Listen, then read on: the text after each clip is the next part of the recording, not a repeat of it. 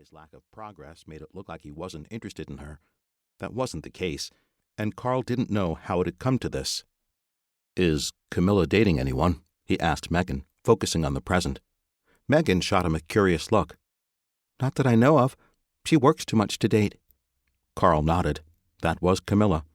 She'd told him she'd spent every dime opening her restaurant with her partner, Phila Matheson. She wanted to build up her savings again. She'd set down roots, and she didn't want anything to be able to dislodge her again. He wanted that too. Always had. But he'd begun to feel that his hesitation 3 years ago had cursed him. He hadn't confirmed his desire to stay quickly enough, and ever since, Chance Creek kept rejecting him. Every time a suitable property came up for sale, someone bought it right out from under his nose. If Camila purchased a home, it would sink the final nail in his coffin. He'd have to admit he'd blown it.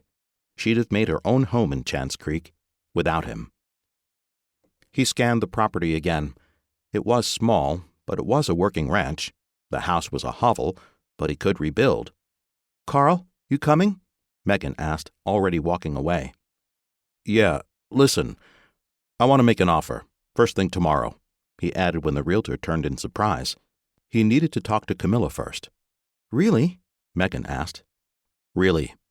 He was done screwing around, done waiting to start his life as a rancher, done standing by while Camila moved on without him. He'd hesitated once and lost his chance to be with her. He sure as hell wasn't going to let that happen again. This wasn't the place. Camila tried to hide her disappointment as Megan extolled the virtues of a kitchen so small its oven and fridge were 3/4 size.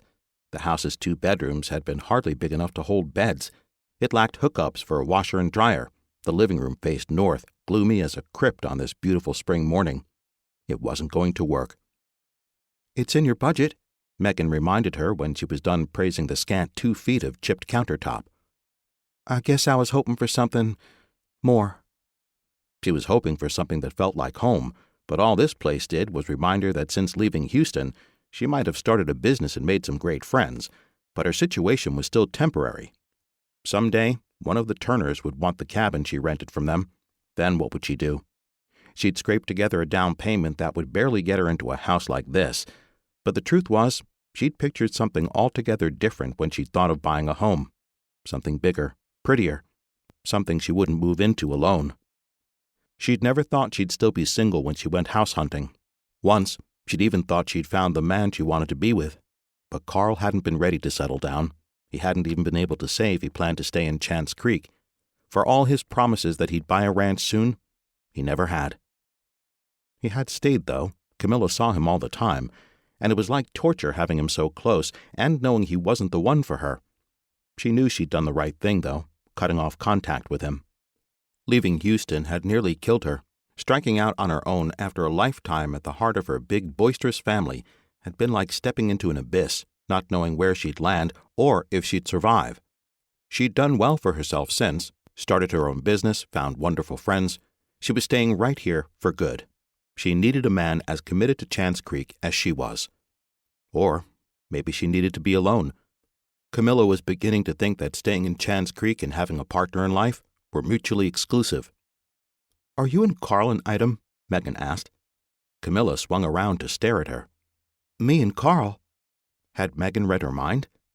"He asked about you this morning. I didn't know you two were friends." He'd asked about her. Camila couldn't say why the thought left her breathless. It wasn't like she still carried a torch for him after all this time. He obviously didn't carry one for her. He was polite when they met. He was still living in a cabin on the Cooper spread, no closer than he'd been 3 years ago to buying a place of his own. She pictured the handsome cowboy in this kitchen, bumping against the counter in the too small space, trying to maneuver around the table she'd have to add. He wouldn't fit. Which didn't matter. Carl would never be in this house. Camila gave herself a mental shake. She had to make decisions based on reality, not fantasy. But she heard herself say, I don't think this house is for me." Megan sighed.